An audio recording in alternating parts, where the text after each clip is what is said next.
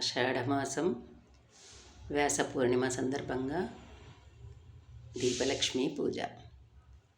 లక్ష్మీ మాం పాహి, జయ లక్ష్మీ మాం పాహి, లక్ష్మీ మాం పాహి, విజయ లక్ష్మీ మాం పాహి, లక్ష్మీ మాం పాహి, ధనలక్ష్మీ మాం పాహి, లక్ష్మీ మాం పాహి, దీపలక్ష్మీ మాం పాహి, లక్ష్మీ మాం పాహి, సౌభాగ్యలక్ష్మీ మాం పాహి, లక్ష్మీ మాం పాహి, సంతానలక్ష్మీ మాం పాహి.